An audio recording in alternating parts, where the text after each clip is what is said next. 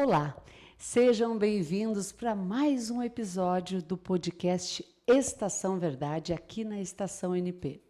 Para quem está nos acompanhando, sabe que temos trazido temas que falam da vida cotidiana, das pessoas, assuntos que muito interessam a todos, porque no fim de tudo o que a gente quer é ser feliz.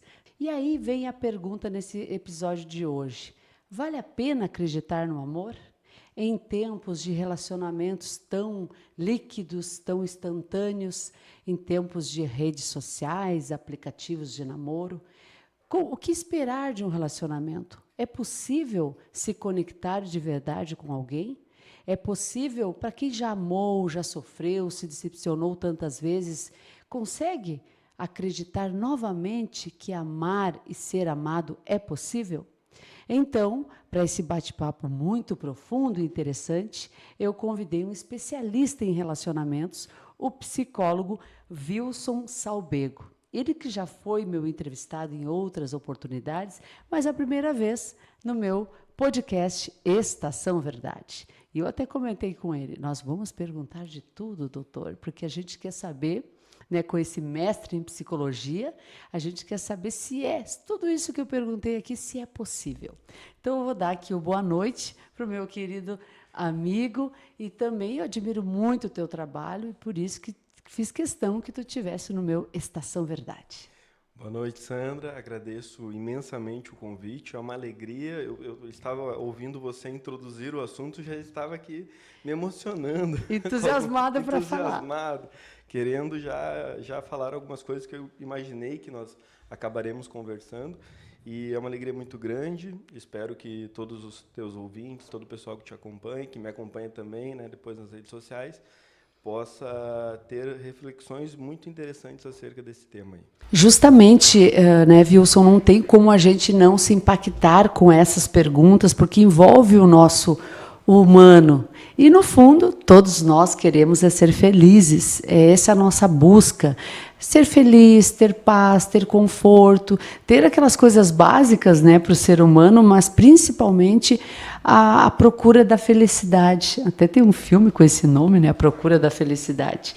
E eu separei alguns tópicos para falar com você. Obviamente, né, conteúdo e conhecimento nessa área tu terias para nós conversarmos 2 horas, mas o podcast ele tem tempo para começar e para terminar.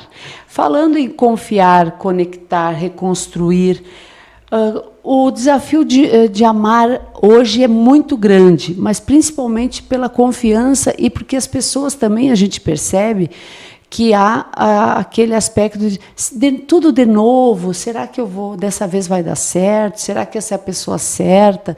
Será que eu vou conseguir me entregar e ter uma pessoa que se entregue de verdade? Há muitas dúvidas. As pessoas estão com medo de amar? Sim, estão, mas a maneira como elas procuram amar hoje em dia também é uma maneira muito desordenada que leva elas para lugares muito ruins, né?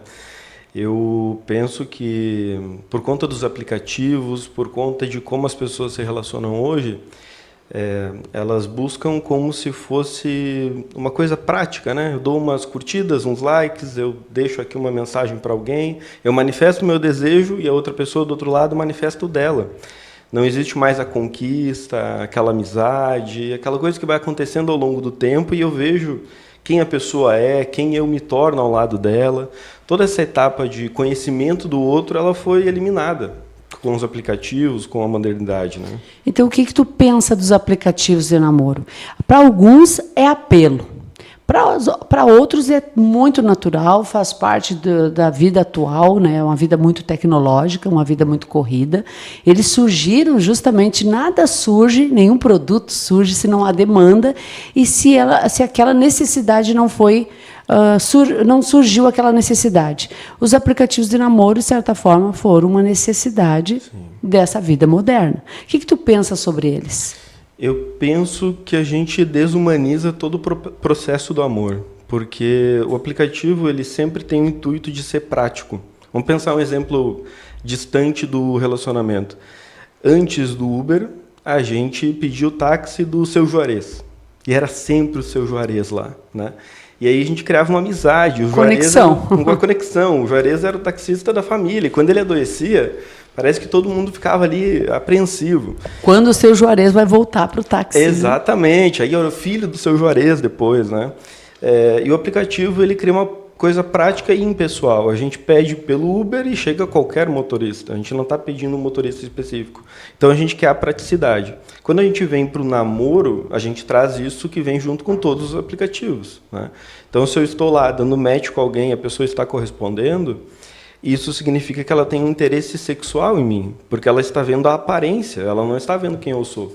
Então, o grande problema para mim do aplicativo é que na aparência as pessoas se envolvem, mas nenhuma delas ali está disposta a realmente ser vulnerável, a realmente amar.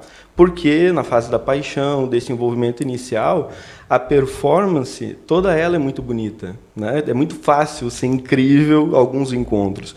É muito difícil ser incrível 70 anos, 50 anos, 40 anos.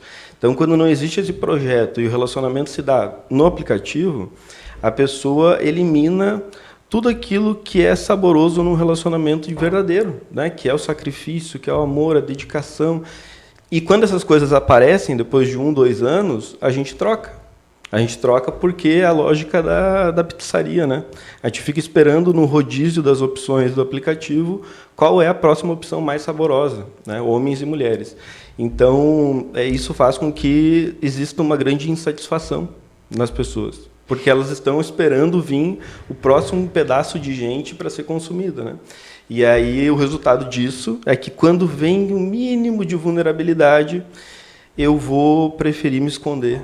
Eu vou me esconder no divórcio, eu vou me esconder numa traição, eu vou me esconder em um outro lugar para não enfrentar aquilo. Para não enfrentar, exato. Mas nos relacionamentos, no modo geral, na conquista, o primeiro ímpeto humano, principalmente nos homens, é o fator sexual, a atração sexual, né? Isso é fato. Independentemente de serem aplicativos de namoro, mas o namoro em si, a pessoa se atrai pela outra porque ela enxerga, né? Porque ela está vendo, porque mesmo ela não conversou com aquela pessoa. Nós estamos já na idade moderna, não estamos falando nem daqueles relacionamentos antigos que hoje a gente vê muito em séries e filmes, que as pessoas se prometiam quando eram crianças, nem se conheciam. Isso não existe mais, isso é muito, muito antigo e demodé. As pessoas se conhecem hoje. Mas, à primeira vista, todo mundo mostra o seu melhor lado. Independente de estar no online ou não, não é assim? Parcialmente. A gente faz uma escolha do nível de profundidade que a gente entrega para as pessoas, né? Hoje em dia, a grande insatisfação que eu percebo no consultório, a insatisfação com os relacionamentos e a própria insatisfação sexual, ela se dá justamente como efeito disso. Porque se na equação a gente tivesse um resultado de pessoas mais felizes sexualmente, com vários parceiros ou conhecendo várias pessoas, a gente poderia ter um resultado de dizer, bom, mas está funcionando desse jeito.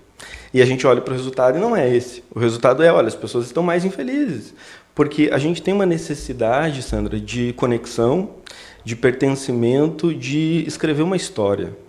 E a gente não escreve a história num quarto de motel, ou no aplicativo, ou em jantas aleatórias. Então, parece que os relacionamentos hoje, quando eles vão começar a escrever uma história, a história acaba. E a pessoa fica frustrada. Só que ela não vai poder falar aos quatro ventos que ela está infeliz porque, pela 50ª vez, né, pela 20ª vez, alguém não deu certo. Não deu certo. Não, ela vai dizer que ela está super bem, que ela já não queria, que não era tão legal assim. Que ela não quer relacionamentos. Ela não quer relacionamentos. Eu não estou dizendo também que as opções não são muito ruins e que tudo que está acontecendo hoje entre ambos os sexos não é ruim. Mas, pegando esse exemplo que você falou do namoro, Sandra, para mim, aí está a raiz do problema. A gente não namora hoje visando a construção de uma família, por exemplo, né? Eu percebo isso nos meus atendimentos. E percebo o quanto é difícil superar as crises e reconstruir em quem decidiu casar e construir uma família de fato, e os problemas acontecem e as pessoas não sabem lidar, porque essas mesmas pessoas que estão casadas há 20 anos estão vivendo nessa nossa época, e não 100 anos atrás. Então, as opções de prazer elas estão disponíveis para todo mundo, né? Então, mesmo uma pessoa casada há 20 anos, sabendo que é errado se envolver com alguém fora do casamento, ela pode escolher fazer. E as pessoas estão ali disponíveis para isso. Porque há muita oferta. Muita oferta, exatamente. Para ambos os sexos, né? Sim. Então, nessa oferta, se a pessoa toma a decisão de que o amor dela é menor que o desejo, ela vai ceder. E aí ela vai trair, ela vai enganar, ela vai mentir, ela vai se envolver nesse nível raso que é o do sexo. E aí que vem para mim o problema do namoro, Sandra. Porque no momento em que eu não estou escolhendo alguém pelos valores parecidos, pelo mesmo propósito, por um plano de vida, eu já atendi casais que foram falar sobre ter filhos 10 anos depois de estarem juntos. Né? Estavam vivendo juntos há 10 anos e o casal entrou em crise porque a esposa estava chegando aos 40 anos, queria ter filhos e nunca tinha falado com o marido sobre isso. E aí eles me buscaram em terapia e esse casal veio a se separar. Né? A mulher fez congelamento de óvulos e o homem decidiu que não queria mais o relacionamento, porque para ele ter filhos era uma coisa inegociável. Mas eles nunca haviam conversado sobre isso. Era o tipo de assunto que ficava embaixo do tapete. Um tabu entre eles. Um tabu, exatamente. Ela esperando que com o tempo ele mudasse de ideia para falar no assunto e ele determinado a não ter filhos. Exatamente.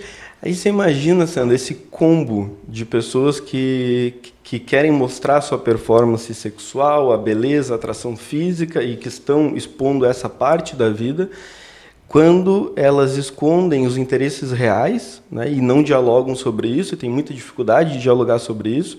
A comunicação humana é um negócio difícil mesmo. Né? Estou com a minha esposa há 10 anos e quando ela quer que eu tire o lixo de casa, ela começa a dizer, tem que tirar o lixo, tem que tirar o lixo. E eu, como homem, tenho um defeito de fábrica, que todo homem tem. Quando a minha esposa diz tem que tirar o lixo, mentalmente eu concordo com ela. Eu digo, tem mesmo. Mas eu não entendo que é eu que tenho que tirar o lixo. Quando ela me diz, você tira o lixo pra gente, é totalmente diferente para mim. Tem que olhar olho no olho e falar de forma didática. Exato, aí eu entendo que eu tenho que tirar o lixo. A partir dali, se eu não estou fazendo, é um erro meu. Né? Então, as mulheres, para se comunicar com os homens, abrindo um parênteses, tem que ser mais direta. Mais tem direta, que ser mais clara. Mais objetiva, exatamente. Porque o problema de comunicação nos relacionamentos, Sandra, assim, a gente não consegue comunicar exatamente o que a gente quer, a gente espera que o outro aprenda, entenda, mude, né, se transforme, ou que o outro esteja sentindo como a gente. E isso não é verdade, né? Cada um sente diferente, cada um entende as coisas diferentes. Por exemplo, quando a minha esposa diz tem que tirar o lixo, eu concordo com ela que tem que tirar o lixo. Eu não estou entendendo que é eu quem tenho que tirar.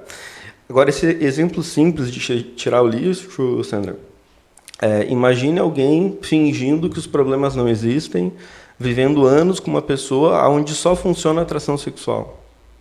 Né? Por que vocês estão juntos? É porque a gente se gosta. E se gosta é uma tradução para dizer, na cama a gente se dá bem. E fora dela? Né? O que vocês gostam de fazer juntos? Não tem nada. O que vocês gostam de conversar? A gente já está há muito tempo junto, não tem mais o que conversar. Então, o casal ele vai se perdendo nessas distrações do dia a dia e não resolvendo os problemas reais. Você imagina, Sandra, para um casal viver 20, 30, 40 anos, é necessário que o outro não seja óbvio, que eu possa ter interesse de novo pelo outro. E hoje em dia isso parece muito chato, né? Na rede social é tudo muito legal, tudo dura 30 segundos. Mas é uma via, assim, é curioso, até uma via de mão dupla, porque, por um lado, o ser humano ele adora a rotina, né? Porque a gente se vicia em rotina, tanto que qualquer coisa que seja sair da zona de conforto nos incomoda, né? Nos faça pensar, é difícil sair da zona de conforto.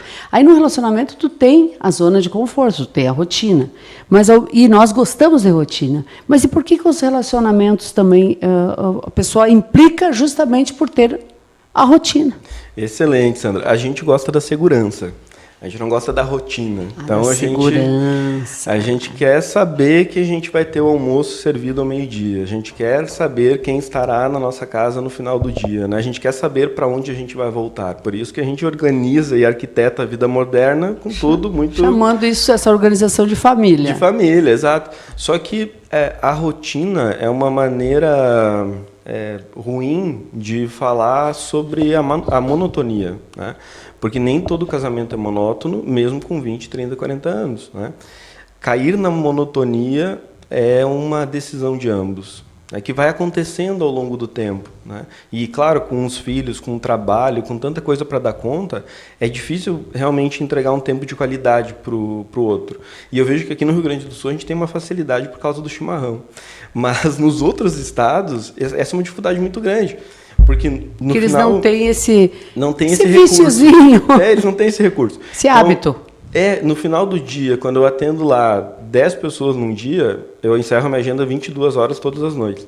Quando eu encerro minha agenda, eu desligo lá todo o meu escritório e vou tomar um chimarrão com a minha esposa, 10 horas da noite. A gente conversa sobre como foi o dia, a escola e tudo mais. Os casais fora do Rio Grande do Sul, eles não têm esse recurso. Então eu digo, no final do dia sentem juntos, vão conversar. Eles, mas conversar o quê? Como é que faz isso, né? E aqui a gente tem essa coisa de tomar o mate, né? Vamos dar uma volta de carro tomando chimarrão. Sim. Né? E aí ali o diálogo vai acontecendo. Bendito chimarrão, então. A gente tem essa facilidade, né? Esse artefato nos ajuda a manter a amizade no relacionamento. E aí, Sandra, isso que é o ponto interessante da sua outra pergunta. O desejo sexual é aquilo que vai atrair, de fato, homens e mulheres. Mas não é o desejo sexual que vai sustentar. Porque o desejo sexual ele vai falhar. Ele vai falhar mais do que qualquer coisa. O que vai sustentar é a amizade. Até porque depois de você já ter namorado com alguém 1000 vezes, não há mais nada de novo naquela situação. É uma repetição, né, até que a morte nos separe. Então, você consegue inovar algumas coisas ali na relação íntima, mas não de maneira profunda. Né? Você não consegue inventar uma outra pessoa naquela situação. É a admiração também, né? Diz que a admiração, quando o casal perde a admiração pelo outro, nem o sexo resolve, é isso? Exatamente. Mas por outro lado, Sandra, eu havia pensado sobre isso. Assim, existe essa cultura de descarte moderna, mas também existe uma desesperança muito grande com o casamento. Né? E eu paro para pensar e não me recordo casais felizes que eu tenha crescido à minha volta. Né? E ainda hoje tenho dificuldade em olhar ao meu redor e ver casais felizes. Que eu possa dizer, nossa, mas fulano é bem casado. Eles estão felizes por estarem juntos, não Exato. Porque eles têm uma família organizada. Exato, né? pelo comodismo, pelo conforto, pelo que se organizou ali, né? Não, eles são felizes. É difícil encontrar esses casais. E isso faz com que a gente não tenha esperança de viver essa mesma situação, de uma felicidade no casamento, né? E o brasileiro, como é invejoso, quando ele vê um casal feliz, sempre vem a frase de mas também fulana foi traída. Mas também fulano tem muito dinheiro. Mas também ela perdoou. Ela perdoou, exatamente. Sempre tem mas também quando a gente vê que alguém é feliz. A gente precisa encontrar um defeito para justificar a felicidade que o outro tem ou não. Só que isso faz com que a pessoa não consiga olhar para a própria vida. Por que tem alguém que consegue ser feliz no casamento e eu não consigo? Por que eu estou empurrando com a barriga tantos anos e meu casamento está, de fato, desmoronado, não há admiração? Né? E aí vem, por exemplo, uma traição no meio do caminho e a pessoa diz, nossa, nunca achei que isso ia acontecer. Mas já não existia admiração, desejo, amizade há uma década. As pessoas que te procuram para terapia de casal, é só terapia de casal que tu faz ou faz atendimento individual para abordar o relacionamento que a pessoa está vivendo? Também faço terapia individual. Nos últimos 10 anos, quando eu me formei, eu comecei a atender as demandas mais variadas de casais, e de 7 anos para cá, mais ou menos, eu comecei a atender muitos casos de traição, que foi por causa que eu comecei a falar muito sobre isso nas redes sociais. Então, hoje, as pessoas que me procuram, 100% delas, ou traíram... Eu ia te perguntar qual a maior demanda. É traição? É traição. E eu decidi me dedicar a esse tema porque eu descobri que esse é o grande sofrimento moderno. A traição, principalmente física, né? Mas tem a traição financeira, tem várias outras micro-traições que acontecem, e vi que esse é o grande sofrimento. Então, Sandra, são pessoas que ou traíram e querem parar de trair. Tem pessoas que eu atendo que nunca foram descobertas e estão em tratamento porque entenderam que existe ali uma compulsão pela traição e estão lá tratando isso, por mais estranho que pareça, porque moralmente é errado e a pessoa sabe disso. Sim. Mas ela está ali lutando para ela nem foi descoberta ainda. Nem então foi pessoa... descoberta. Essa pessoa está certa, né? Ela está procurando o remédio antes de estourar o dilema. Né? Ela está ali querendo evitar aquilo, mas ele vai entrando num ciclo vicioso de dizer, não vou fazer mais, e aí ele faz de novo, como se fosse a cocaína, a maconha, a pornografia. A pessoa tem uma percepção de que o que ela está fazendo não é bom nem para a amante ou para o amante, nem para a esposa e nem para si mesmo.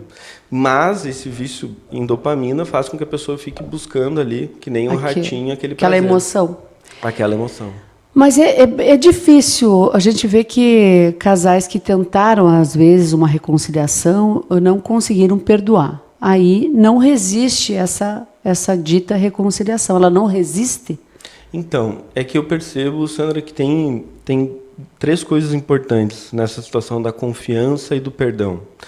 É que a confiança, quando a gente é traído, se cria uma dúvida sobre o futuro, será que o outro vai fazer de novo? Se cria uma dúvida sobre o passado, que é, será que isso já não vem acontecendo há muito tempo e eu só não percebi? Né? Então essa dúvida fica ali. Mas a maior dor é da própria imagem.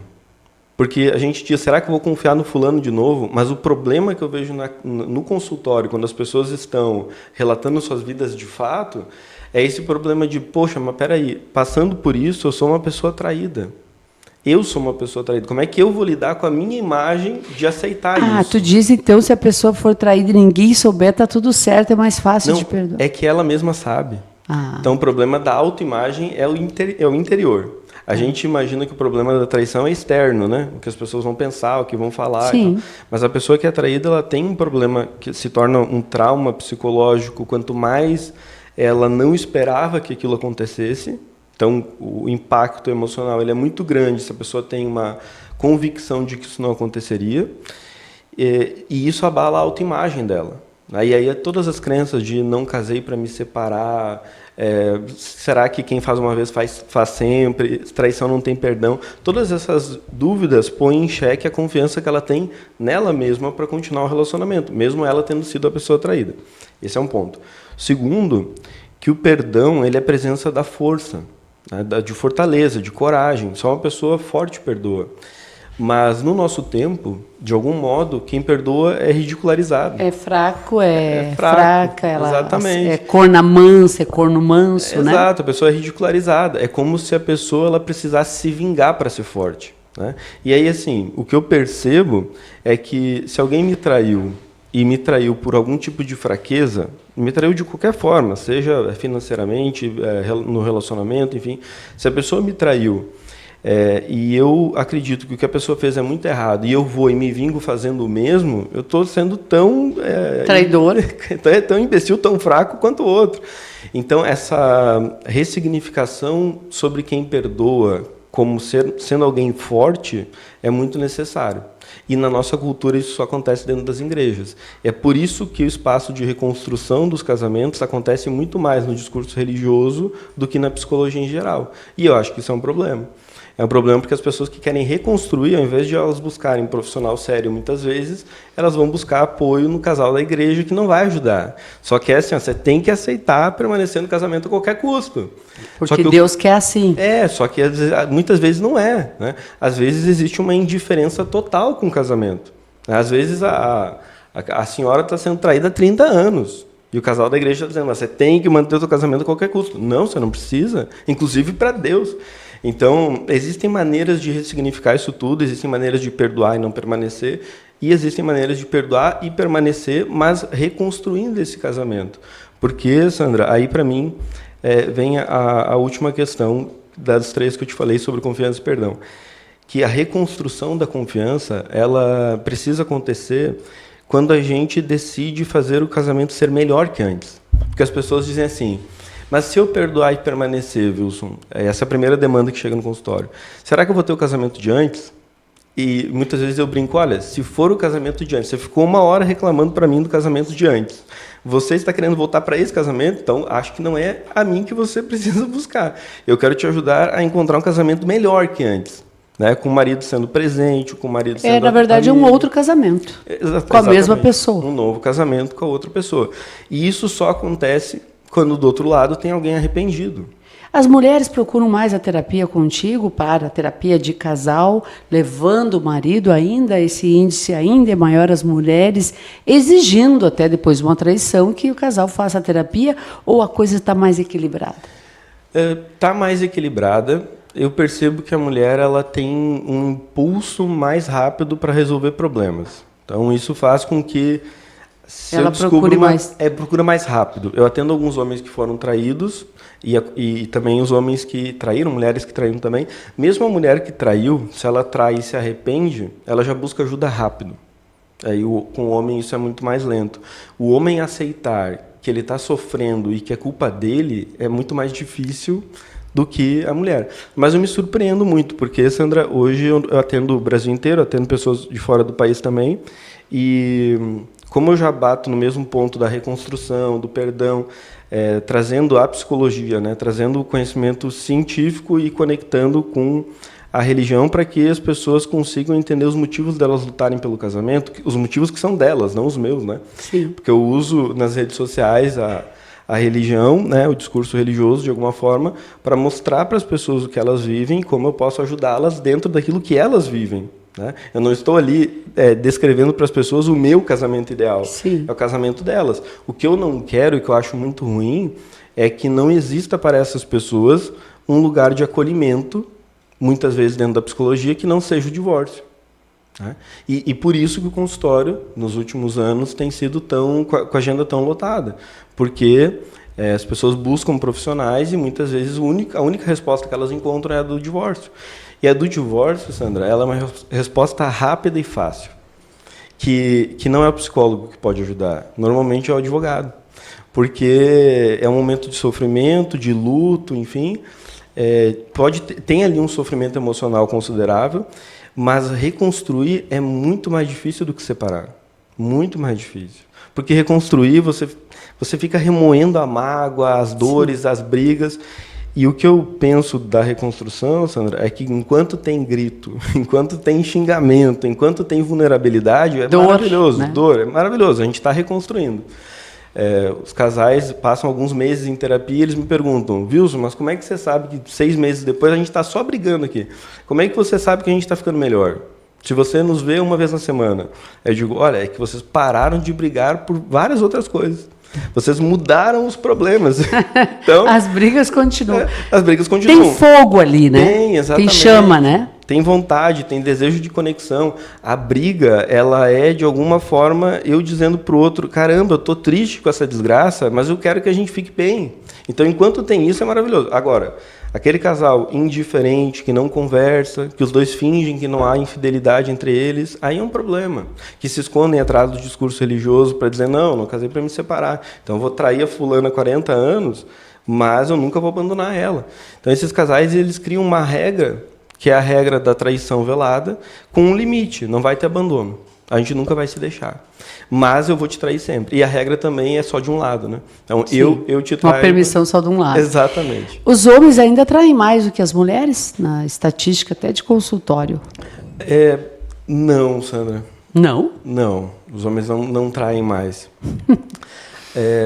Eu acredito que hoje está muito parelho. Não, agora tu me surpreendeu até com esse dado. Você falando em teu consultório, porque eu ainda ouço muito mais que os homens que traem. A diferença, Sandra, é que o homem ele é mais idiota. Então, ele expõe mais a traição que ele comete. Então, as mulheres são mais habilidosas na traição? Elas são em todos os sentidos, né? As mulheres, elas não têm muito essa necessidade de... autoafirmação. Externa, né? Então, se ela sabe que está seduzindo um homem, ela está seduzindo e ela sabe disso. E o homem, ele vai colocar no grupo dos amigos, ele vai falar da fulana. Ele quer compartilhar. Exatamente, porque a afirmação é grupal ali, né? Diferente do caso das mulheres. Tanto é que eu atendo muitos casais onde a mulher cometeu a traição, né? E esse, digamos assim, em terapia, Quem consegue perdoar mais rápido ou perdoar de fato são as mulheres que conseguem trabalhar melhor a traição, perdoar e seguir em frente, ou os homens? A gente vem numa cultura, né, intrinsecamente machista, estrutural o machismo, dele não aceitar, dele não ser aquela, né, não passar pelos bullying, ela traiu, aprontou, ele está ali bem faceiro, corno manso, tudo isso. Para o homem pega muito mais ainda em função dessa estrutura, né, esse machismo estrutural.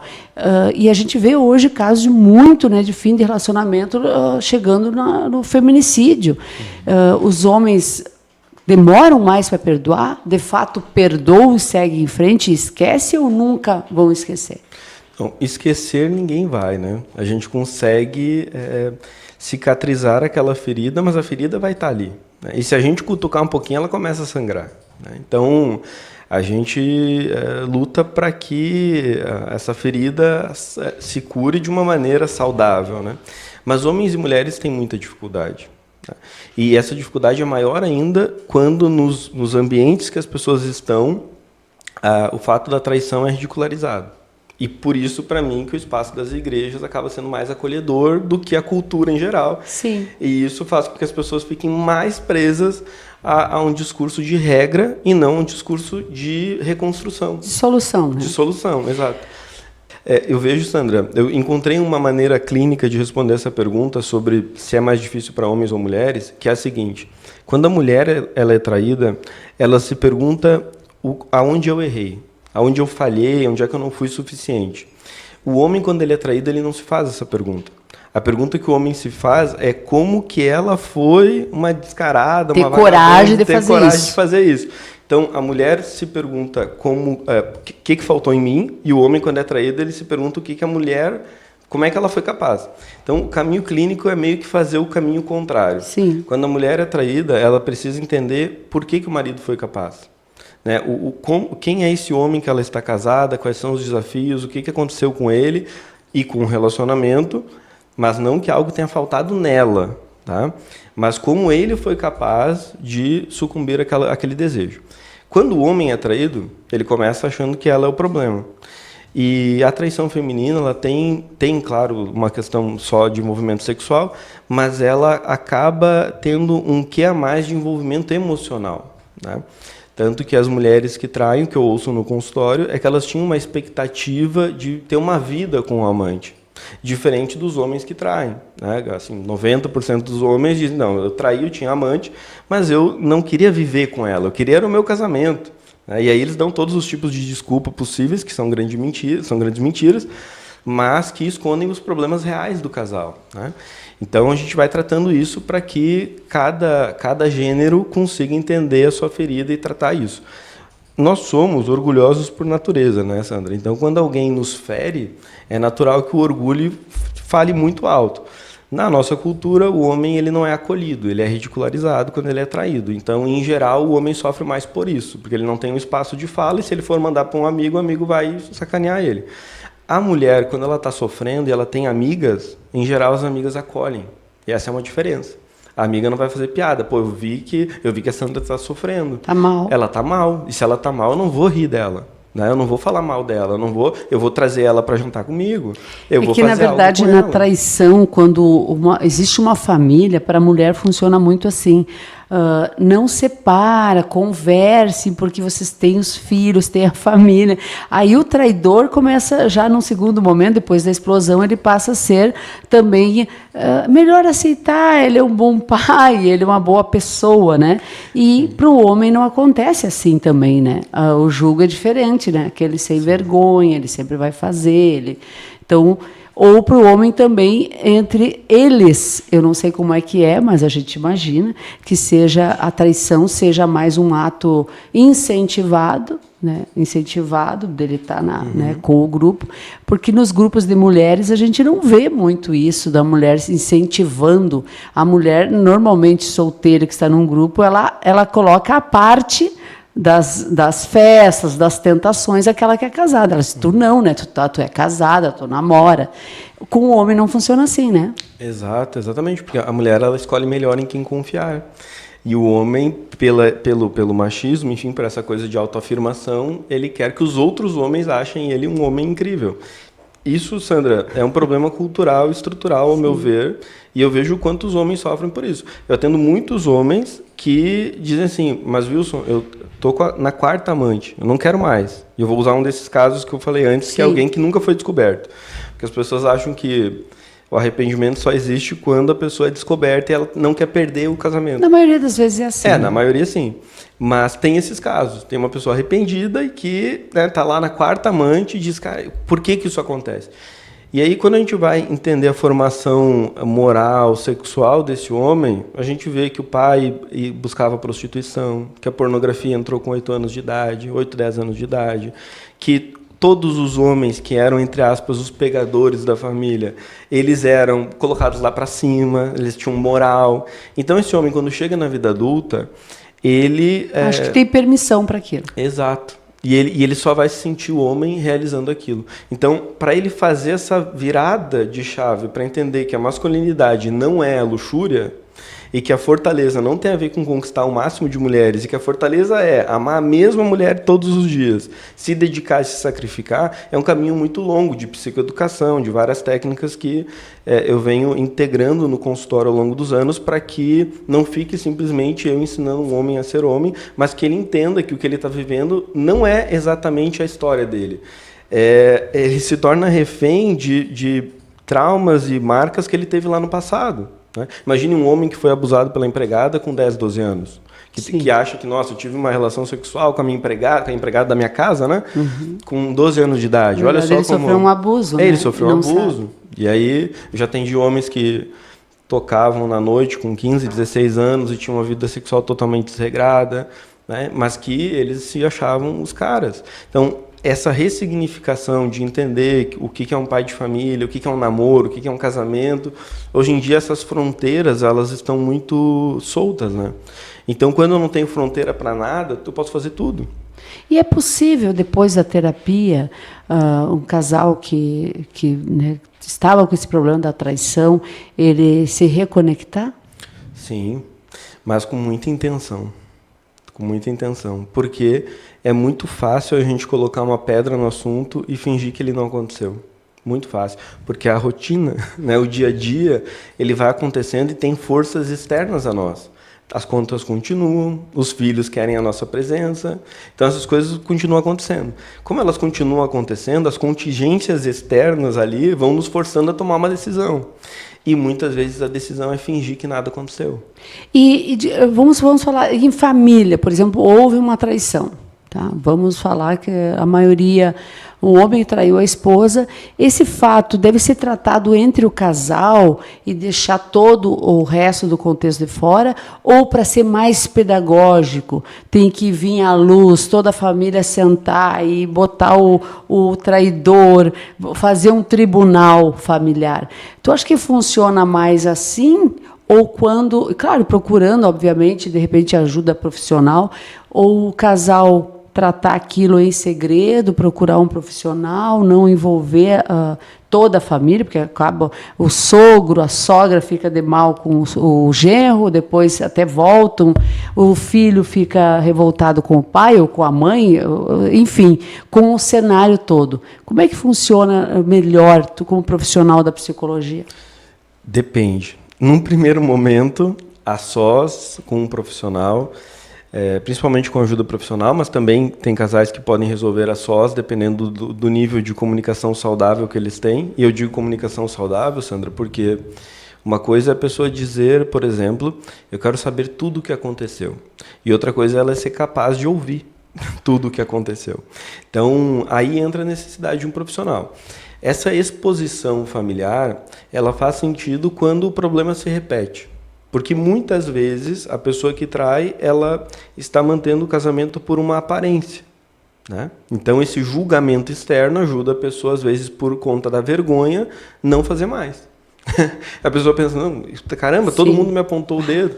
É claro que foi barra. Foi difícil. É claro, Sandra, que por outro lado, eu vejo que a diferença de quem aponta o dedo para quem erra, muitas vezes é apenas que quem apontou o dedo não tem a vida do bastidor exposta. Então, quando eu tenho meu sogro, minha sogra, minha tia, meu primo dizendo que eu sou um desgraçado, muitas vezes ele está dizendo só porque eu não sei o que ele faz quando eu não estou vendo. Sim. Então, as pessoas elas não são boas por natureza, elas são ruins. No final das contas, Sandra, a gente está buscando ser feliz, mas todos nós estamos, de algum modo, construindo a nossa personalidade ao longo do tempo e nem sempre dando as respostas certas para os problemas que a gente tem. Por exemplo, o consumo de pornografia, que é um dos problemas graves do consultório hoje, ele acontece como resposta à ansiedade. A pessoa muito ansiosa tenta aliviar a ansiedade. Não tem nada a ver com busca sexual, por exemplo, né? Então, essa necessidade de inovação sexual, de buscar na pornografia alguma coisa lá, ou um tipo de sexo mais liberal, enfim, é uma tentativa de negar que a vida sexual ela é isso, ela é rotineira, ela é sempre ali com a mesma pessoa. E por mais que você melhore a performance, bote objetos, bote tudo naquela cena, a pessoa que está ali do outro lado é um ser humano. Você não vai usar ela, não tem como usar, como você usa pornografia, como usa um relacionamento de alguém que você está conhecendo agora ou uma garota de programa, né? Não é uma relação de uso, você está construindo uma história com alguém e o que acontece no ato sexual, por exemplo, é um ato de amor. Só que essa mudança do sexo para o amor, essa mudança de eu entender que eu não estou buscando o meu prazer, mas eu estou aqui para fazer as outras pessoas felizes, é a grande virada de chave para o casamento dar certo. Porque, para mim, hoje, Sandra, o problema do casamento não é a traição, é o egoísmo. O egoísmo. É o egoísmo. A gente vê também casos assim que a pessoa, né, a própria pornografia tem em vários índices de saúde, de questões de relacionamento, vem muito a pornografia. Então, ela também, tu tem visto isso na prática, no teu consultório, que é um problema de afastamento dos casais. É um problema de ordem pessoal, como resposta para a ansiedade, e um problema de relacionamento. É as duas coisas. E cultural também, né? Cultural também. Mas cultural hoje é muito mais aceito, né? Então, assim, há meio que um incentivo, né? Sim. Por exemplo, eu vejo que o meu marido está 2 horas no banheiro, né? Eu sei que ele está consumindo pornografia, mas eu também não estou disposta a namorar. Então, assim, deixa ele consumindo lá. Eu finjo que não estou vendo, ele finge que não está fazendo, a gente não namora, ele não me incomoda e assim a gente passa um mês sem transar, né? Olha que cenário terrível para um casamento, né? Só que nesse fingimento a coisa vai ficando pior. Por quê? A pornografia ela é uma resposta para a ansiedade e para uma carência emocional, obviamente. Mas essa ansiedade vem todo dia. Então, ao invés da pessoa buscar um tratamento real para a ansiedade, ela consome pornografia. Porque ela não sabe que ela está ansiosa. Ela, às vezes, até sabe, porque ela desconta também na comida, no álcool, ela desconta em outras coisas, mas também na pornografia. E cada vez mais rápido a pessoa vai precisar daquele consumo de novo. Então, Sandra, essa necessidade humana que a gente tem de conexão, ela vai sumindo. Porque se o meu imaginário ele é pornográfico, quando eu vou para a cama com a minha esposa... Parece que não tem graça. Exato, porque eu estou querendo o prazer que a imaginação me traz. E a relação sexual não é imaginária. Ela é de conexão real. É você sentir prazer com cada pedaço do corpo. Com o calor, com o cheiro, com o abraço. É o corpo inteiro conectado com o outro. É uma realidade absolutamente diferente. Parece que é só um jogo de palavras, Sandra. Mas na realidade fisiológica muda tudo. Entre a masturbação, que é um ato ali focado no órgão genital, e a pornografia, que é a fantasia... E a relação que um casal tem de fato é uma distância absurda das duas coisas. Só que quanto mais a pessoa busca na pornografia uma satisfação, ela não resolve a ansiedade, não resolve a carência dela, porque se um casal não consegue conversar sobre a frequência sexual e sobre a qualidade da relação sexual, sobre o que esse casal consegue conversar? Nada. E aí você vai ver que não existe ajuste sobre como educa os filhos, não existe ajuste sobre como conduz a vida, não existe ajuste sobre nada. Se a intimidade é um tema que não dá para conversar, e a gente vai ficar um mês sem namorar fingindo que isso não é um problema, todos os outros problemas também não vão ser falados. Entre o casal, o que seria ideal para... Porque não é só sexo, mas é também sobre sexo a conexão. Seria o ideal para não perder essa conexão, viver 20, 30 anos, 40 anos amando a mesma pessoa e não traindo, seria o ideal fazer amor ou fazer sexo quantas vezes na semana? Quando chega um casal, por exemplo, nesse caso, tá 30 dias sem... A minha contabilidade sobre isso, Sandra, é sempre que o outro quiser. Essa é a contabilidade Pode ser todo perfeita. dia? Exato. Pode ser 2 vezes ao dia? Ninguém suporta todos os dias. Teve um casal que eu atendi um tempo atrás que o marido incomodava muito, que queria todos os dias, e aí eu perguntei para a esposa, você consegue? Você é capaz de fazer isso todos os dias? Aí diz, eu não estou muito afim, mas né, de repente, mais para testar, né? Tá, então vamos fazer isso. 35 dias depois, no 35º dia, ele disse, pô, que chato, você não para de falar nisso, ou de noite, hoje eu estou cansado, hoje eu não quero mais. Ele inverteu o jogo? Ele não quis, ele rejeitou ela. Né? E aí ela continuou incomodando ele até bater 60 dias. Né? E aí eles namoraram mais umas 2 ou 3 vezes, mas depois a gente teve um diálogo sobre isso. Como é que você se sentiu, fulano, né, com a tua esposa incomodando para ter todo dia? Para você ter ereção e tal, e você não conseguir. E ela olhar para você e dizer assim, pô, mas de novo você não vai conseguir? De novo você está cansado? De novo você está com dor de cabeça? Né? Então, acontece Inverteu isso. o jogo. Inverteu o jogo. A terapia foi essa, ele conseguir olhar ele pelo olhar empatia, dela. Né? Exatamente. Aí dessa empatia ele conseguiu ver que às vezes ela estava cansada mesmo, às vezes ela estava exausta. Como ele também tinha se sentido. Como ele também. Então, para mim, Sandra, a melhor resposta é quando o outro quer, porque, ao meu ver, para o amor funcionar, só tem uma coisa que está no meu domínio, eu como Wilson, né? O que está no meu controle? Aquilo que eu faço, né? Então, eu não tenho como controlar o amor da minha esposa por mim, mas eu tenho como controlar o meu. Eu atendo hoje até 10 horas da noite. E depois ainda tem tempo para minha esposa, e eu ainda boto minha filha dormir. Se ela acorda de madrugada, eu estou lá. Agora, com o filho pequeno, eu acordo de madrugada, levo minha filha na escola, atendo de manhã. Eu não paro literalmente nem um segundo. Sabe por quê, Sandra? Em 2018, mais ou menos, quando meu consultório tinha lá 2, 3 pessoas para atendimento semanal, eu ficava muito triste, eu não tinha muito trabalho para fazer, e eu queria ter um dia como eu tenho hoje. Eu queria ter um casamento como eu tenho hoje. Né? Então, hoje, quando eu estou morrendo de cansaço, eu estou muito feliz, como hoje aqui no podcast. Eu deixei minha casa lá, uma mudança, um monte de gente lá encaixotando coisa, amanhã eu estou num outro apartamento, trouxe minha família toda para cá, 150 quilômetros, estou feliz aqui, vou ver amigos depois, vou voltar hoje ainda para Santa Maria. E amanhã, às 7 da manhã, eu preciso estar no apartamento para começar a montar as coisas para já atender na quarta-feira de manhã cedo. Por quê? Eu entendi uma coisa, Sandra, que a felicidade é a gente viver todo dia com a sensação que daria para morrer no final do dia. Então, Sandra, se a morte me encontrar pelo caminho, eu quero que ela me encontre cumprindo a missão. Eu posso sair aqui na frente, tropeçar no degrau, bater a cabeça e morrer. Mas agora não tem nenhum lugar no mundo que eu queria estar mais do que nesse podcast. E se Deus me der a oportunidade de eu ver meus amigos hoje, eu nunca vou querer estar num lugar mais do que aquele ali. Depois eu vou pegar a estrada e vou curtir a viagem levando minha família para casa, e naquele caminho eu vou pensar de novo. Se a morte me encontrasse pelo caminho aqui, no meio dessa estrada, o dia de hoje foi magnífico. Sim, tu entregou o teu melhor. Que eu queria ter feito o meu melhor. Para tua família, para tua esposa, para as pessoas, para os teus pacientes. Então isso para mim é o amor. Controle da ansiedade também, né? Tem controle da ansiedade, mas tem uma decisão de se sacrificar pelos outros, de amar. Amor é sacrifício, né? Exato. Tu levanta à noite porque tu também não quer que ela se levante toda hora, né? Exato, eu também vejo ela levantando. E acabo, né? Ver ela levantando, né? Vejo o sacrifício dela. De algum modo, Sandra, conforme eu comecei a viver desse jeito, eu fui me aproximando de pessoas que também vivem desse jeito. E as pessoas que eu atendo, de algum modo, elas aprendem a viver desse jeito também. Sim. Então, eu vejo que essa é a grande diferença. Quando alguém me diz assim, não, mas você não acha que quem trai vai trair sempre? Eu digo, eu não tenho essa impressão. Eu não tenho essa impressão porque não é o que eu vejo todos os dias no consultório. Só que, claro, né, eu consigo atender 50 horas numa semana.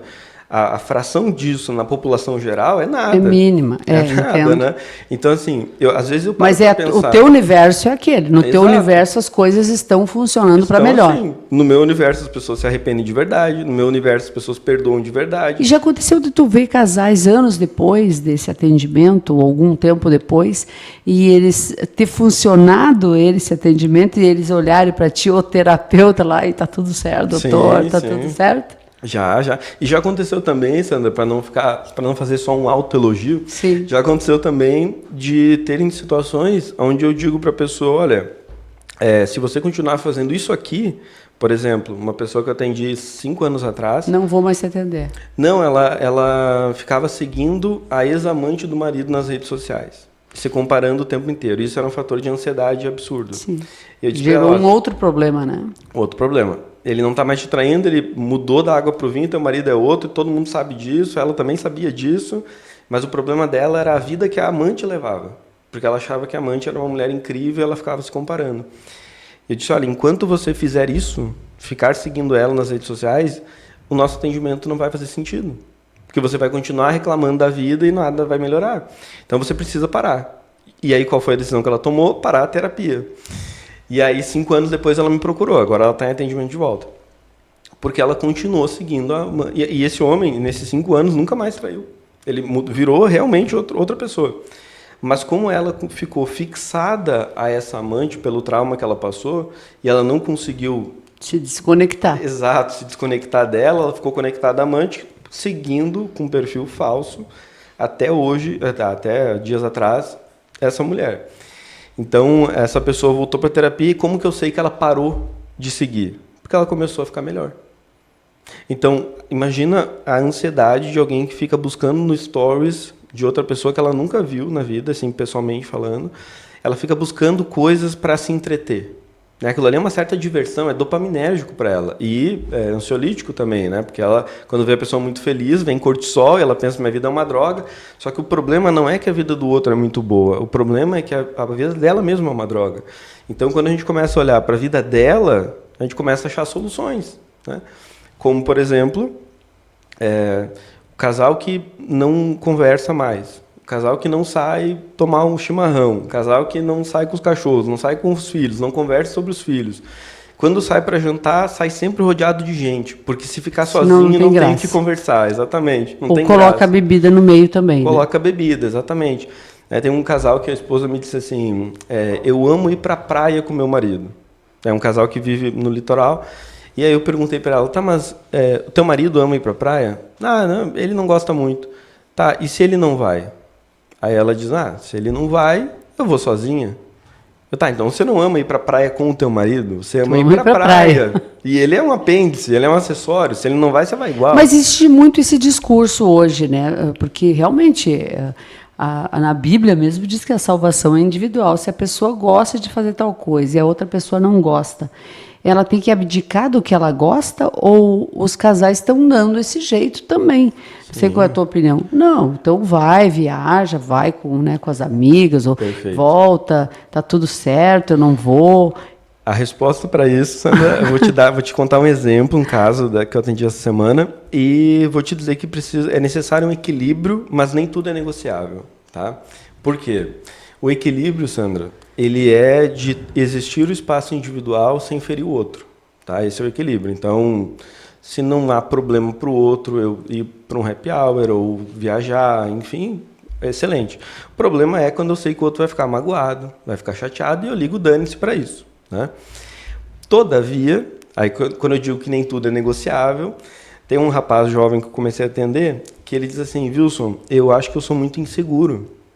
Eu comecei 3 namoros esse ano e os 3 acabaram e os 3 a pessoa me falou que não dava para continuar o relacionamento porque eu era inseguro. E eu preciso de terapia porque eu acho que eu sou inseguro mesmo. E ele começou a relatar situações. Porque eu ficava brigando, porque a garota curtia fotos dos fulanos lá que eu não gostava, mandava mensagem no direct, ou saía com um amigo sozinha. Aí eu digo, tá, peraí. Mas a gente pode olhar por um lado da sua insegurança, mas tem um outro. Você, para viver um relacionamento hoje, você tem que ficar aceitando micro traições para não ser inseguro, mas aqui no universo é esse, está tudo muito confuso, não faz o menor sentido. Então, eu preciso poder falar o que eu quero, o que eu desejo, o que eu gosto de fazer. E aí eu vou dar um exemplo pessoal. Eu sou fascinado pelo Grêmio, o que é um dos meus defeitos e motivos de sofrimento. Mas a minha esposa entendeu isso. Nos primeiros anos, não. E eu continuei batendo no ponto que eu queria assistir os jogos. E ela foi entendendo isso e, com o passar do tempo, ela já foi preparando a sala, organizando tudo antes do jogo, ligando no canal e tal. Então, o momento de olhar um jogo é um momento que a minha esposa prepara para mim. Mas não, ela não assiste, ela detesta futebol, mas ela sabe que importa para mim. Então, quando eu falo que existe um equilíbrio, mas nem tudo é negociável, é porque eu vou lá no estádio 1, 2 vezes por ano, vou sozinho, né? Assisto todos os jogos, é um momento para mim, não é um momento em família ou dela. Sim, é um momento meu. Mas ela respeitar isso, sabendo que não é algo contra ela, é fundamental para a gente ter uma vida saudável. Sim, né? para a coisa fluir. Para a coisa fluir. Da mesma forma, ela ter as amigas dela e os momentos dela. Agora, se eu não posso dizer que algo me desrespeita, porque aí o outro acha que isso é uma violência, invasão liberdade. E tal, essas pessoas elas não estão vivendo um amor de fato. Elas estão assim, olha, o meu egoísmo vai até que eu consigo ceder. Se você quiser invadir essa área da minha vida que eu não quero ceder, eu vou te descartar. Então isso é perigoso, porque aqui não tem amor, isso aqui tem egoísmo. Né? Se você me entregar o que eu quero, eu te entrego até aqui. Se você não me entregar, eu estou fora. E isso é egoísmo. É claro que uma pessoa assim, ela não vai conseguir viver um casamento 2, 3 décadas. É claro que um casamento, uma família constituída como a gente via, e por isso eu escolhi o tema da traição também, porque não falando sobre divórcio, falando sobre reconstrução, a maior parte das reconstruções hoje vem por meio da crise gerada pela traição. Então, a minha aposta clínica, por pior que seja, é que os casos de traição vão aumentar muito mais nos próximos 20, 30 anos. A demanda psicológica para tratamento de casais nessa área vai crescer cada vez mais, porque os casamentos não são o que eram antes. Não que antes não existissem traições também, mas antes a traição era feia. Né? Antes a luxúria era feia, né? E hoje não é mais. Antes a compulsão alimentar ela tinha um quê negativo, hoje não tem mais. Então toda essa ressignificação, por mais que acabe tratando com respeito as pessoas que têm ali algum desafio em uma determinada área, ao meu ver, traz uma consequência muito mais abrangente do que aquela situação específica daquela pessoa. Isso muda toda a cultura. Então, que mal tem eu ficar curtindo fotos de todos os homens nas redes sociais e o namorado que eu estou conhecendo não gostar disso? Não, é ele que está errado, não sou eu. Então, a gente tem um problema do nosso tempo que é justamente consertar as coisas que são culpa nossa. Inclusive, Sandra, aquelas que não foi a gente que causou. Como dias assim? Eu estava pensando o seguinte, Sandra. Eu queria um exemplo onde eu pudesse mostrar para as pessoas que a traição não foi culpa dela, mas é ela que vai ter que consertar. Eu estava pensando um exemplo prático sobre isso. Imagina, Sandra, que você tem o seu carro aqui na frente do podcast, está lá estacionado, e cruza um moleque na rua com um estilete e fura teu pneu. Você sai ali na frente, o pneu está furado, você vê ele correndo ao longe, já não dá para fazer mais nada. Não foi culpa sua, mas o pneu está furado. É você que vai ter que resolver. Tá? Isso é o relacionamento. Tá? O pneu está furado, não é culpa tua, mas se você quer um relacionamento, não necessariamente com a mesma pessoa, mas se você quer viver um relacionamento, se você quer ter uma vida com alguém, a gente vai ter que viver consertando pneus que não foi a gente que furou. Né? Então, é aí que vem a dinâmica de dedicação, de entrega, de sacrifício que eu estou dizendo. De conversa. De conversa, exatamente. Porque se um pneu furar hoje no meu relacionamento, eu vou ter que consertar. Por que a gente ouve muitas pessoas falarem, isso tu deve ouvir muito também, né? Não é segredo para ninguém, que se eu me separar, eu nunca mais caso nessa vida. Existe nessa fala, né, muito presente. Sim. E outras pessoas que se separaram, que têm uma dificuldade de, né, firmar um novo relacionamento. É medo de sofrer de novo? Que tipo de situação psicológica essas pessoas estão vivendo? É medo de se revelar. Sabe por quê, Sandra? Quando eu estou sozinho comigo mesmo, de algum modo eu não preciso me esconder de mim. Então eu não preciso esconder as minhas partes feias, porque eu sei todas elas, e eu posso viver as partes bonitas quando eu quiser. Eu posso viajar sozinho, posso fazer o que eu quiser. Só que quando eu estou com alguém, isso faz com que eu me exponha. E toda exposição gera uma vulnerabilidade. Né? Então, no momento em que eu me relaciono com alguém, essa pessoa vai querer coisas de mim, que talvez eu não esteja disposto a dar. Essa pessoa vai brigar comigo, e talvez eu não queira brigar com ninguém. Essa pessoa vai esconder coisas de mim, e talvez lidar com a insegurança de o outro não ser tão verdadeiro é muito difícil para algumas pessoas. Então, elas preferem, psicologicamente, não viver com essa dúvida. Então, assim, se eu não tenho um relacionamento, então é medo. Eu não me exponho. É medo de enfrentar? É um medo de envolvimento e um medo da vulnerabilidade. Por isso, André, que se a pessoa busca um tratamento psicológico para isso, ela entende que ela está dando uma solução falsa para um problema real. Qual é o problema real? Tenho muito medo de passar por coisas ruins que eu já passei antes. De repente eu tive falta paterna, falta materna, tive uma educação emocional terrível. Isso me magoou muito, me machucou muito. Aí eu vivi um relacionamento, 2, 3 casamentos, enfim, tudo deu errado. Eu estou totalmente descrente no ser humano. Né? É mais fácil eu me isolar. Só que eu estou dizendo o seguinte, eu tenho uma marca emocional muito forte, essa marca me define, e nenhum ser humano no mundo lá fora vai ser bom o suficiente para me fazer feliz de verdade. E para eu decidir fazer aquele ser humano feliz e esse ser humano não me ferir. Só que qual que é o problema, Sandra? É que no momento em que eu tomo essa decisão, eu tô decidido a viver relações superficiais sempre. E viver frustrado sempre, porque a gente tem um desejo de conexão. Todos nós. Tanto que as pessoas ouvem um podcast, querem ouvir o pensamento, querem interagir umas com as outras, pelo desejo de conexão. Né? Tanto é que a gente saiu das cavernas para viver em tribo milhares de anos atrás. Então, essa organização que tem da vida moderna, ela é resultado desse desejo humano de viver com os outros, de pertencimento.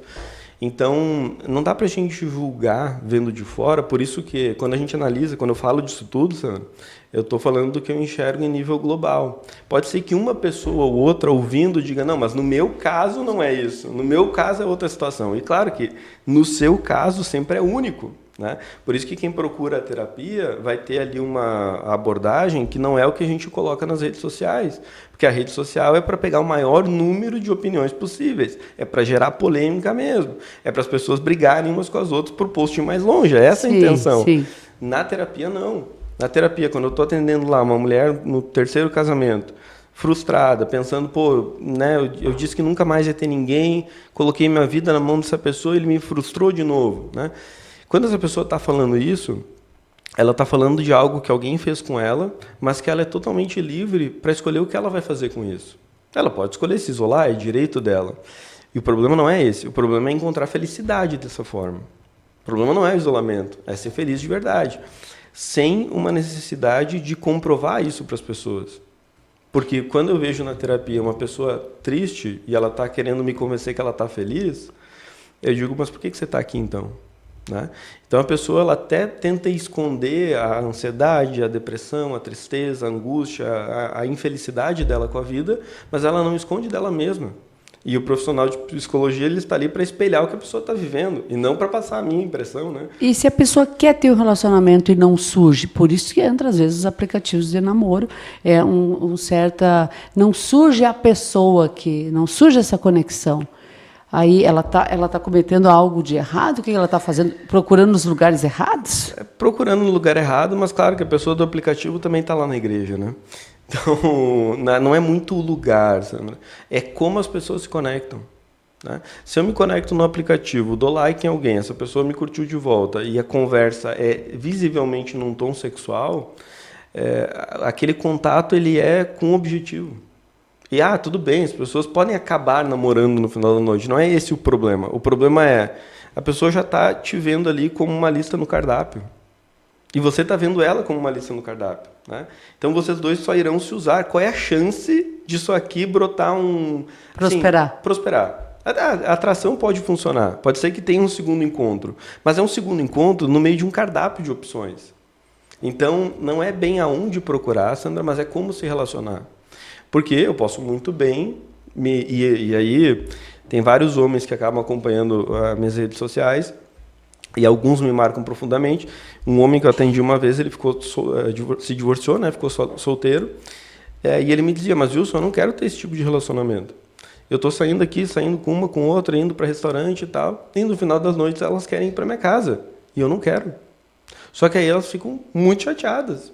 Tem gente que me xinga e tal, mas eu não quero isso. Eu quero conhecer alguém de verdade. E ninguém quer me conhecer de verdade. Né? Ninguém quer, tipo, no outro dia, sair tomar um café da manhã. Tudo isso parece muito sem graça. Né? Então, esse homem decidiu fazer isso, se frustrou várias vezes com encontros que as pessoas não tinham aquele interesse, não estavam acostumados com aquele tipo de abordagem, até que ele encontrou alguém muito legal.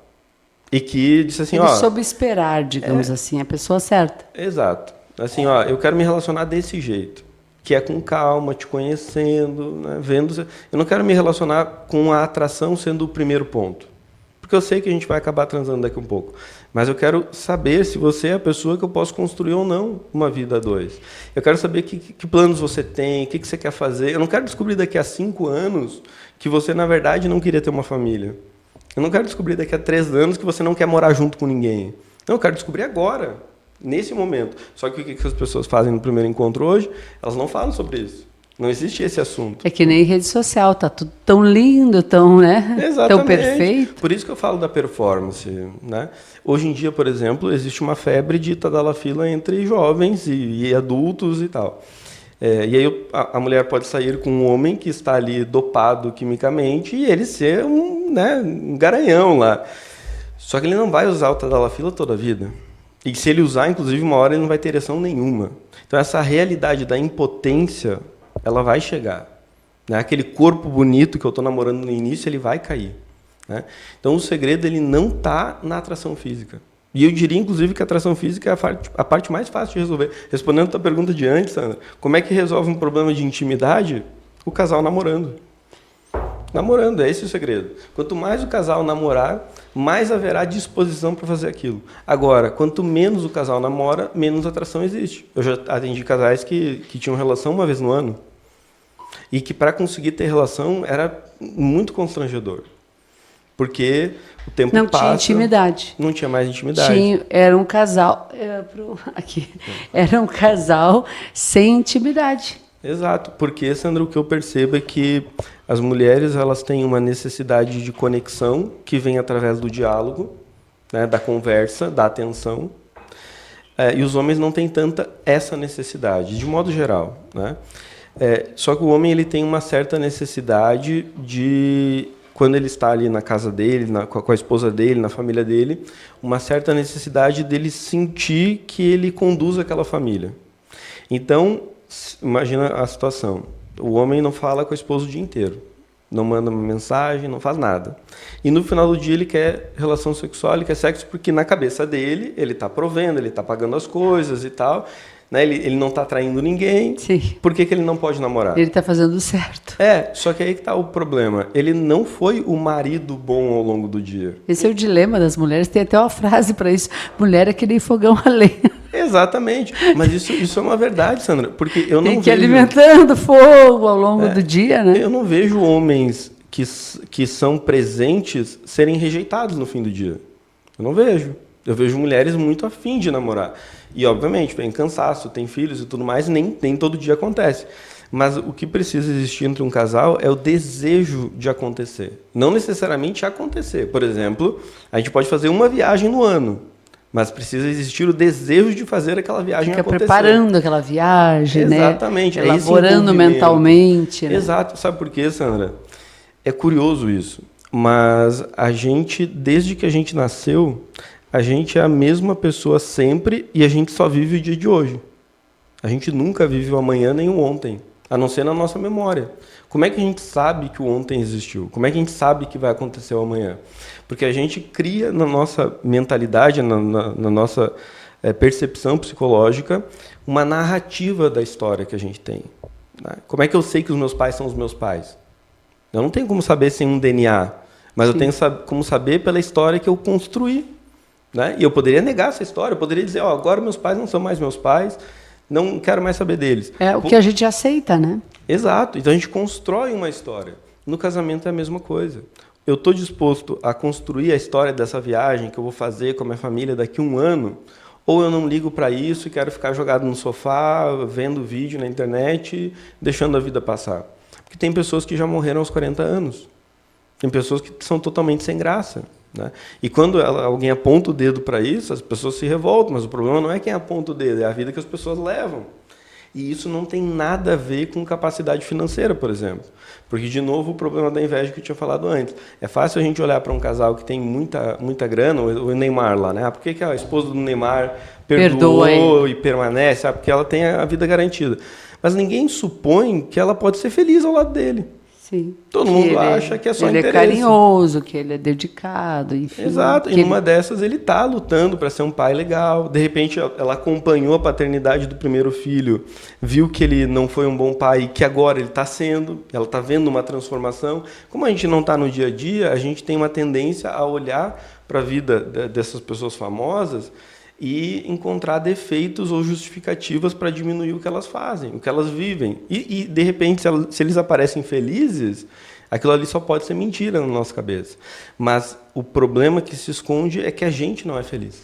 Aquilo que tu falou no início volta a fazer sentido aqui, que se tivesse tão bom essa variedade, esse cardápio cheio de possibilidades, os consultórios de terapia não estariam cheios, né? Exatamente. Então, isso quer dizer algo para a gente, né? Exato. E a gente nunca viveu um momento onde a gente possa fazer mais escolhas do que hoje.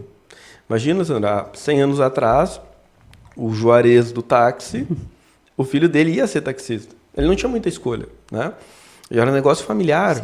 O filho do padeiro seria padeiro. Era tendência, Era né? tendência. E era fácil, né? Assim, segue a rotina da família que você já está convivendo aqui. Hoje em dia, a pessoa chega na vida adulta, ela pode fazer qualquer escolha. O que ela quiser. Eu me lembro que quando eu fiz o Enem, que uma das opções que eu botei era psicologia, mas tinha administração, educação física, direito e filosofia, eu acho. Filosofia era a que mais se aproximava da psicologia. E o que eu queria era psicologia. Mas se por uma desgraça do destino tivesse caído numa das outras, eu teria feito, porque eu queria sair de casa, né? Então eu seria um educador físico hoje péssimo, porque eu viveria me arrastando, achando um saco ser profissional de educação física. Porque a minha vocação era outra, e graças a Deus eu caí na faculdade certa, que era psicologia, fiz aqui em Santiago, depois fiz o mestrado em Santa Maria. Mas esse cardápio de opções, ele acaba muito mais prejudicando a pessoa do que ajudando ela a fazer uma boa escolha. Porque o problema não está no número de opções, mas no quanto eu me conheço para fazer a escolha que eu vou fazer. Se eu decido que eu sou descartável, e para mim é aqui que está a resposta de toda essa dinâmica, Sandra, não é as pessoas que vivem de formas descartáveis, é eu que me coloco em relações descartáveis, é eu que me coloco para descarte. Eu já sei que aquele desgraçado no outro dia não vai me ligar, eu já sei. Então eu estou me colocando para uso porque eu quero um prazer. Não tem problema moral nesse aspecto. Eu só quero que as pessoas entendam que a expectativa não pode ser de um casamento nessa hora, né? Se o outro só vai me usar e eu sei que é isso, tá bom, então a expectativa é só essa. E aí você não vive frustrado. Agora, peraí, não, realmente, eu quero ter uma vida com alguém. Então não é esse sujeito. Não é o caminho. Não é essa pessoa. Como é que a gente acha para uma terapia? No meu Instagram. Instagram. @WilsonSalbego, lá tem um link na bio, e aí a pessoa consegue falar com a minha assistente. Hoje tu só atende online? Só online. Para todo o Brasil e fora do Brasil? Exato. As sessões são de mais ou menos 1 hora? Mais ou menos 1 hora. E tem um grupo terapêutico também, que eu realizo nas quintas-feiras, 19 horas. Esse é um grupo que é uma alternativa para quem não quer fazer terapia individual e quer ouvir a história de outras pessoas que está passando pela mesma coisa nesse momento. E tem que estar passando por aquilo. Tem que estar passando. Então, tem que ter passado por uma traição, tem que estar doendo muito, tem que ser difícil. E se a pessoa tiver, por exemplo, eu quero entrar no grupo, mas não está difícil, eu já estou separada. Então você não entra no grupo, porque o grupo não é para você. Então, o grupo é para quem está vivendo o dilema. Exatamente. Então não quero você no grupo. Então faz sentido se você fizer a terapia. Eu posso te atender individualmente. Mas... E o grupo é online, ao vivo ali? Online, ao vivo. O pessoal se enxergando ali. Sempre tratando de um ponto em comum para aquele grupo, né? Então, semana passada, a gente tratou de como lidar com as brigas. Foi esse o problema que todas as pessoas estavam passando, né?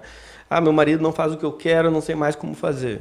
Tá bom, então me fala o que acontece aí. Aí eu trabalho com um grupo, né, a dinâmica ali, todas falam o que estão acontecendo, e a gente trata isso em mais ou menos 1h30. Mas o grupo tem um número limitado de vagas, então a pessoa que se inscreve no grupo, ela é selecionada. Então, mesmo que ela queira pagar, se ela não for selecionada, ela não pode participar. Então, a terapia é diferente, porque a terapia não tem seleção, né? Sim. Tendo vaga de atendimento, ela marca lá com a minha assistente e tá tudo certo. Tá tudo certo. Eu te agradeço muito tuas despedidas, então. Pode deixar uma mensagem final, né? Porque a gente já saiu convencido daqui desse podcast que tem chance para o amor. E que todo mundo, no fundo, quer ser feliz, né? Exatamente. A minha mensagem, depois de ter falado tanto, Sandra, é que o remédio para a desesperança com o amor, com o casamento, me parece que é se conectar com pessoas que têm esperança de que isso seja possível, né?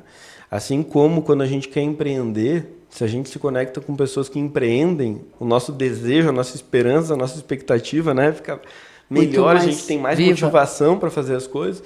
Porque, Sandra, como hoje os casamentos eles vão realmente de mal a pior, não tem casais felizes à nossa volta, a desesperança reina. E quando a gente vê que é possível ser feliz, mesmo depois das crises, e aí eu vejo um psicólogo, não só eu, tantos outros, né, falando sobre essa possibilidade, e eu quero encontrar essa felicidade mantendo o meu casamento, então eu preciso me conectar com essas pessoas que falam dessa esperança. Não para enganar que qualquer casamento vai ser restaurado, porque isso é mentira, mas para que elas pelo menos tenham uma esperança e tenham ferramentas para fazer isso. Porque não adianta empreender se eu não tiver as ferramentas para fazer aquilo acontecer, né? Então, a minha mensagem final é essa. Não basta só a gente ter uma ilusão de que o outro vai ser diferente, não basta ter uma ilusão que o outro vai ser como eu quero que ele seja, eu preciso ter esperança. E a esperança ela é pautada na realidade, naquilo que o outro me mostra, e não na minha imaginação. Você ouviu Wilson Salbego nesse podcast Estação Verdade, e fica muito claro para a gente que o querer do ser humano está acima de tudo. Você querer ser fiel, querer ter um relacionamento, querer estar de verdade com uma pessoa, tudo é possível. E vida longa ao amor. Ficamos por aqui.